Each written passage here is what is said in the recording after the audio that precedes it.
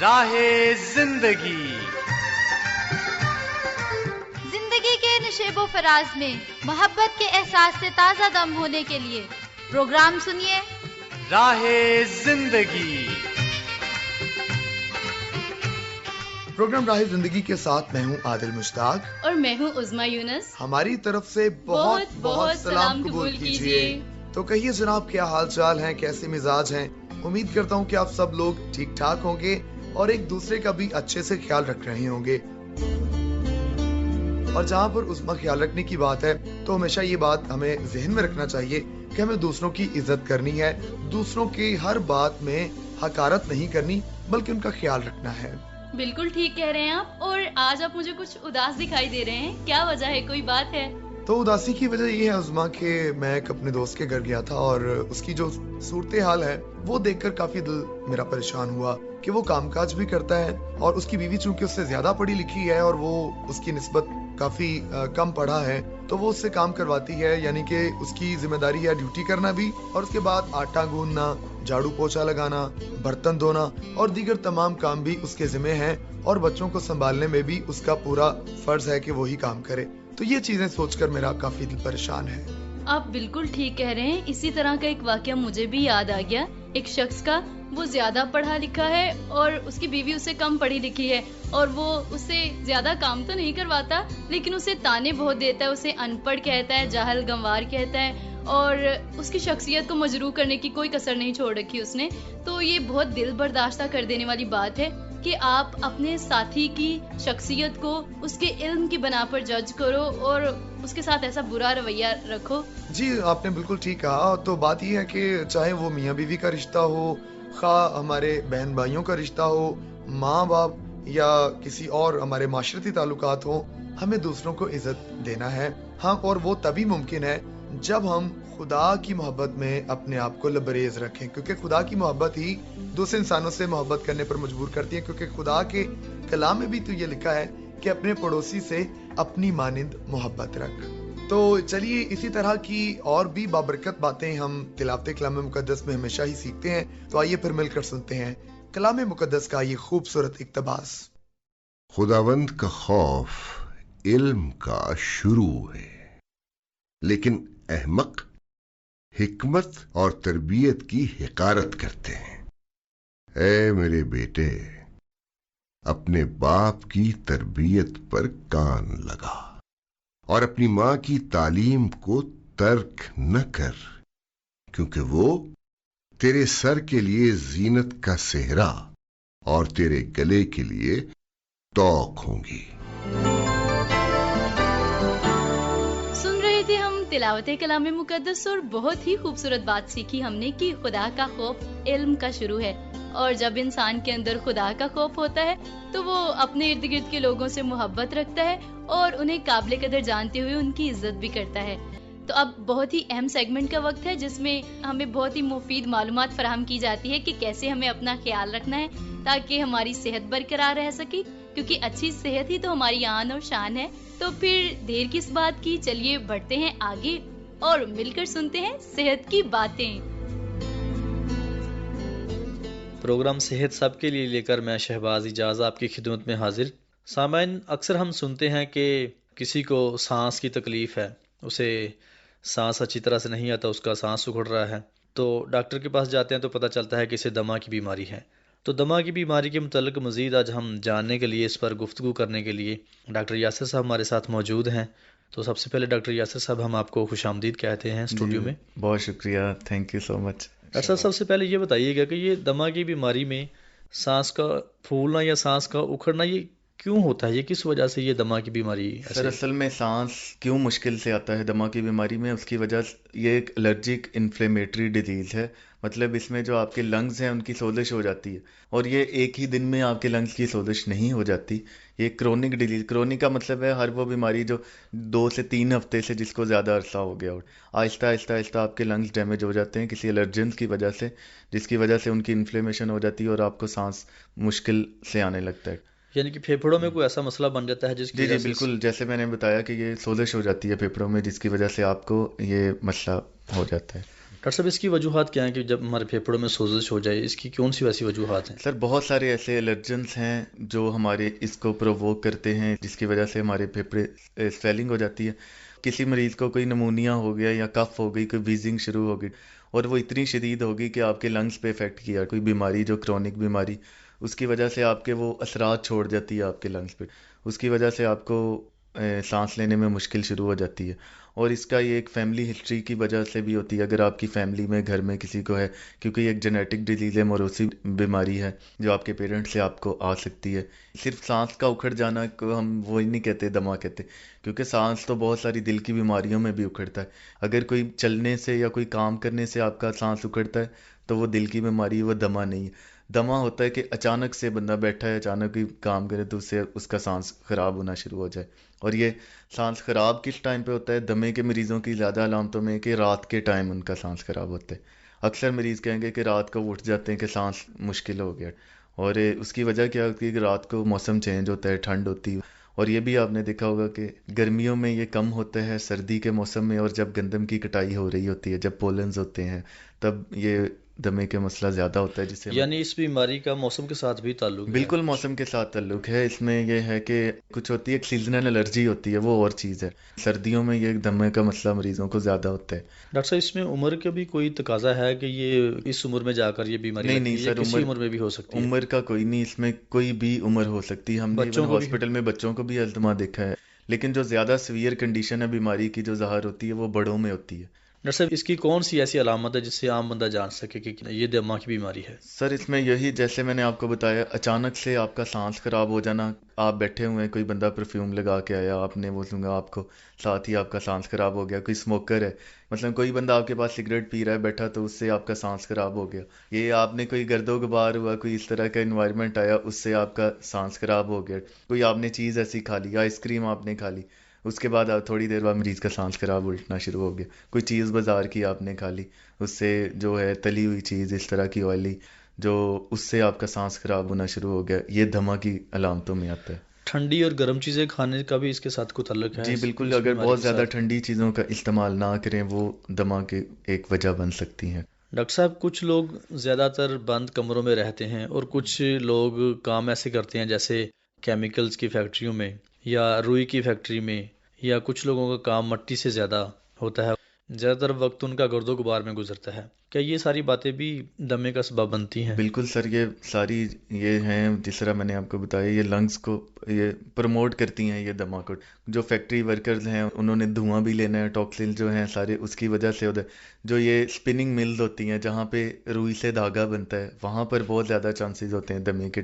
اور یہ جو گھروں میں ہمارے جو آگے رواج، جو کارپیٹس وغیرہ، ان سے جو ہیں وہ جرمز نکلتے ہیں، مٹی نکلتی، وہ دمے کا بہت باعث بنتی ہے. اور جو ہوادار کمرے نہیں ہوتے، بند کمروں میں، یہاں پر دمے کی یہ بہت بڑی وجہ ہے. اسی طرح یہ کہ دمے والے مریض کو ہمیشہ ان جاب سے، ان جگہوں سے ہمیشہ پرہیز کرنی چاہیے.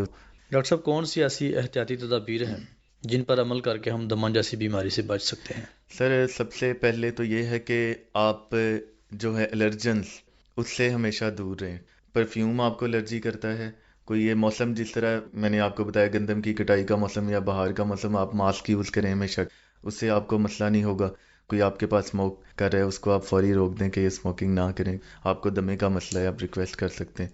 اس کے علاوہ ٹریول بھی کر رہے ہوں تو ہمیشہ ایک پراپر وہ دھیان رکھیں کہ آپ کی گاڑی کے مینس کے وہ شیشے وغیرہ بند ہیں سارا. ڈاکٹر صاحب اگر کسی شخص کو دمہ جیسی بیماری ہے تو اچانک سے اس پر اس بیماری کا حملہ ہو جاتا ہے، ایمرجنسی کی صورتحال سامنے آتی ہے، تو کیا کرنا چاہیے؟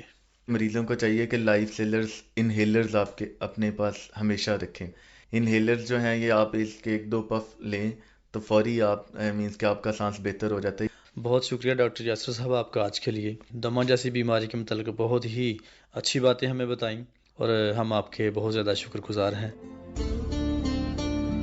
جی تو سامعین، امید کرتا ہوں کہ آج جو صحت کی باتیں سیگمنٹ میں جس موضوع پر بات کی گئی، یہ عظمی ایسی ایک بیماری ہے جو عام طور پر جس کے بہت زیادہ مریض ہیں، بہت لوگ الرجک ہیں. تو میں پوری یقین ہوں اور پورا اعتماد بھی کہ جتنے لوگوں نے یہ بات سنی ہے وہ ان لوگوں کی بھی مدد کریں گے، رہنمائی کریں گے جو لوگ اس سے دوچار ہیں، اور ان کی بہتری کے لیے ان کو ضرور احتیاطی تدابیر بھی بتائیں گے.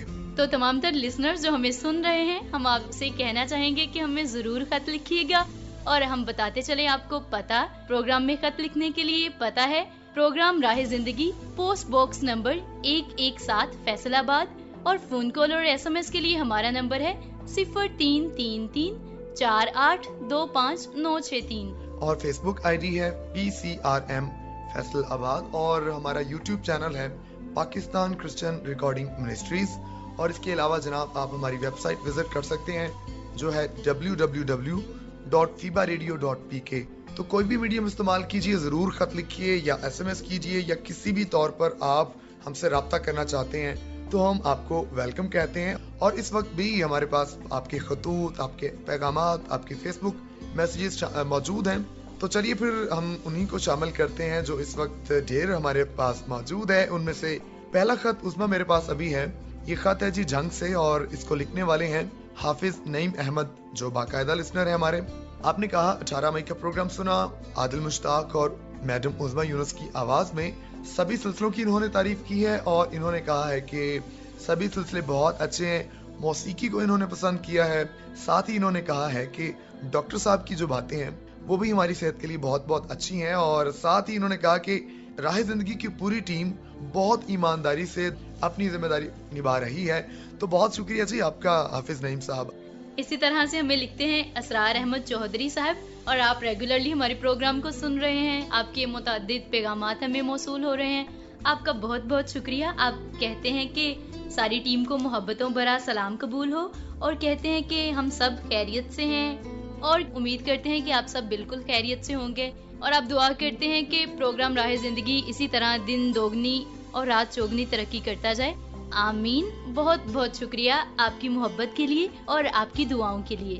عظمیٰ غلام رسول سیالوی صاحب ہیں، آپ نے بھی کہا ہے کہ پروگرام سنا، اور کہتے ہیں کہ عادل مشتاق اور عظمیٰ یونس کی آواز میں پروگرام سنا، ان کو پسند آیا، اور انہوں نے کہا کہ صحت کی باتیں، اور اس کے علاوہ جناب آپ نے خطوط جو شامل ہوئے ان کو پسند کیا، تو بہت شکریہ غلام رسول سیالوی صاحب آپ کی محبت کا۔ اور اس کے علاوہ جناب رانا محمد ہارون خان صاحب، آپ نے بھی پروگرام کو پسند کیا، ٹی شاپ کو پسند کیا، سبھی سلسلوں کے ساتھ آپ نے ندیم صاحب کی تعریف کی ہے، کہتے ہیں کہ ندیم صاحب جو بھی سانگ چلاتے ہیں وہ بہت اچھا ہوتا ہے۔ مہر عبدالستار سلفی صاحب لکھتے ہیں ہمیں فیس بک پر، اور آپ کہتے ہیں کہ پروگرام عظمیٰ بہن اور عادل بھائی کی میزبانی میں سنا، بہت اچھا پروگرام پیش کیا، اور صحت کی باتیں بھی بہت معیاری تھی۔ تو بہت بہت شکریہ مہر عبدالستار سلفی آپ کی حوصلہ افزائی کے لیے۔ حکیم منور زمان صاحب لکھتے ہیں کہ پروگرام بہت اچھا لگا۔ رشید ناز کہتے ہیں کہ گڈ پروگرام، اور غلام رسول سیالوی صاحب کہتے ہیں ویری نائس پروگرام۔ تو آپ تمام تر ساتھیوں کا بہت بہت شکریہ ہمیں فیس بک پر میسج لکھنے کے لیے، اسی طرح سے ہمیں لکھنا جاری رکھیے۔ بالکل جی، عظمیٰ نے جو کہا ہے کہ وہ ضرور آپ جاری رکھیے۔ اور عظمیٰ اسد مراد صاحب کے 2 خطوط ہیں، انہوں نے بھی آپ کا تذکرہ کرتے ہوئے کہا ہے کہ میڈم عظمیٰ یونس صاحبہ اور عادل مشتاق کی آواز میں پروگرام سنا، کہتے ہیں کہ بہت اچھا لگا، اور سبھی سلسلوں کی بھی انہوں نے تعریف کی ہے۔ اور اس کے علاوہ راجہ قاسم صاحب ہیں جی، آپ نے بھی پروگرام کو پسند کیا اور کہا کہ سبھی سلسلے بہت اچھے ہیں، انہوں نے دعا بھی دی ہے ہماری ساری ٹیم کو۔ بہت شکریہ جی آپ کا راجہ قاسم صاحب۔ اور سلیمان انصاری صاحب، آپ کا بہت شکریہ، آپ نے بھی کہا کہ عظمیٰ یونس اور عادل مشتاق کی آواز میں پروگرام سنا، اور کہتے ہیں کہ ڈاکٹر صاحب کی باتیں آپ کو پسند آئیں، خطوط آپ کو پسند آئے، اس کے علاوہ آپ نے دعا کی ہے جی، بہت شکریہ۔ ریبا نعیم صاحبہ کی میزبانی میں بھی آپ نے پروگرام سنا، اس کے تعلق سے بھی آپ نے لکھا، بہت بہت شکریہ سلیمان انصاری صاحب اور دیگر تمام دوستوں کا۔ اور عظمیٰ ہم بات کر رہے تھے آج دوسروں کے خیال رکھنے کے تعلق سے، تو کئی دفعہ ہم خاندانوں میں بھی دیکھ سکتے ہیں کہ ایک دوسرے پر سبقت لے جانے کی کوشش میں ہم دوسروں کو اس قدر ہم ان کی عزت کو مجروح کرنے کی کوشش کرتے ہیں، ہم خود کو کوئی ہمارے پاس دولت آ جائے، یا اگر میاں بیوی میں سے کوئی زیادہ پڑھا لکھا ہے تو دوسرے کو اتنا ہم ڈی گریڈ کر دیتے ہیں۔ تو میرے خیال میں کسی کو ڈی گریڈ کرنے کی بجائے، اس کی شخصیت کو مجروح کرنے کی بجائے، کیوں نہ ہم کوشش کریں کہ اگر دوسرا انسان ہم سے کم پڑھا لکھا ہے، کسی بھی معاملے میں ہم سے کمتر ہے، تو ہم اسے معیار پہ لانے کی کوشش کریں، نہ کہ ہم اسے حقیر جانیں۔ اور دیگر باتوں میں یہ بھی ہے کہ اس بار ہم آغاز میں بھی تو بات کر رہے تھے نا کہ خداوند کا خوف جو ہے وہی علم کا شروع ہے۔ اس کا مطلب ہے کہ جو شخص اپنے آپ کو سمجھتا ہے کہ میں بہت کچھ ہوں، اس کے اندر خدا کا خوف نہیں ہے۔ تو خدا کرے کہ ہمارے اندر خدا کا خوف یعنی خدا کی محبت، خدا کے لیے فکر اور دوسرے انسانوں سے محبت بھی ہمارے دل میں اجاگر رہے۔ تو خدا کرے کہ ہم دوسرے انسانوں کی قدر کریں، انہیں خدا کی اعلیٰ مخلوق جانتے ہوئے ان سے محبت کریں۔ تو اب وقت ہوا جاتا ہے پروگرام میں آگے بڑھنے کا، تو آئیے سامعین مل کر سنتے ہیں آج کی آپ بیتی۔ میرا نام ایمانویل جان ہے۔ میں اپنی زندگی میں ایک اہم واقعہ بتا رہا ہوں جو کہ میں کبھی بھول نہیں سکتا۔ میری شادی کو 4 سال گزر چکے تھے اور میں نے 4 سال خداوند سے دعا کی کہ خداوند مجھے اولاد بخش دے، اور خداوند نے میری دعاؤں کو سنا اور خداوند نے ایک بیٹا بخشا خوبصورت۔ اور ہم نے جب بیٹا ہوا تو ہم نے بہت خوشی کی، کیونکہ یہ 5 سال بعد بیٹا ہوا تھا، اور ہم نے بہت خوشی کی اور دوستوں کو بلایا اور خوشی کی، مٹھائیاں تقسیم کی۔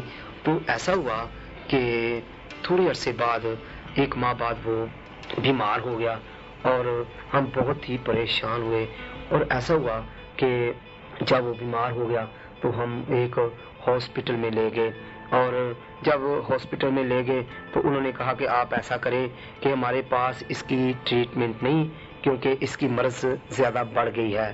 ہم نے فوری رکشہ لیا اور ہم جہاں انہوں نے کہا ہم اسی ہاسپٹل میں لے گئے اور وہاں اس کو داخل کروا دیا، اور تقریباً 7-8 گھنٹے ہو چکے تھے داخل، لیکن اتنی کیئر نہ ہوئی اور ہم بہت پریشان ہوئے کہ ہمارا بچہ اتنا سیریس ہے اور یہ کوئی کیئر نہیں کر رہے۔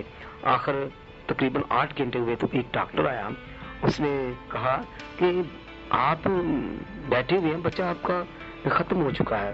تو ہم رونے چلانے لگے اور پریشان ہو گئے، خدایا ہم نے اتنی دعائیں کی تھی اس بچے کے لیے، تو یہ کیا ہوا ہے، ایسا کیوں ہوا ہے؟ ہم بہت پریشان دعا کرنے لگے، رونے چلانے لگے، اور ایسا ہوا کہ جب ہم چلا رہے تھے تو ایک اور ڈاکٹر آیا اور اس نے دیکھا کہ یہ رو اور چلا رہے ہیں۔ اس نے کہا کیا ہوا ہے؟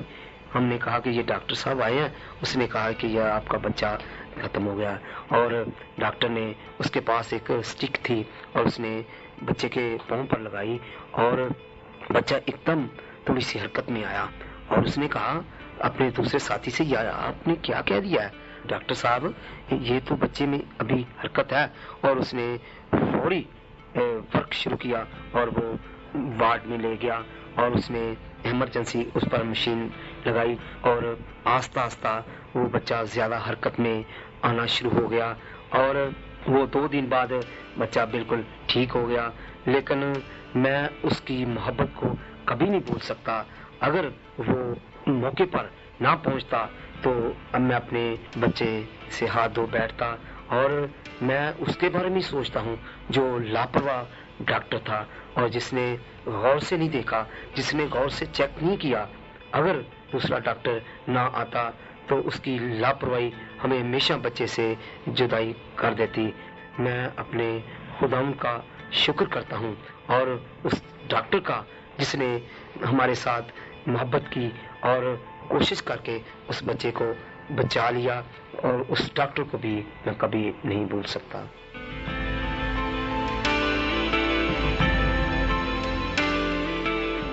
جی تو عظمہ کیسی خوبصورت بات جو ہم نے آج سیکھی، اور دکھ بھی ہوا خوشی بھی ہوئی کہ اچھے انسان بھی موجود ہیں اور برے انسان بھی موجود ہیں۔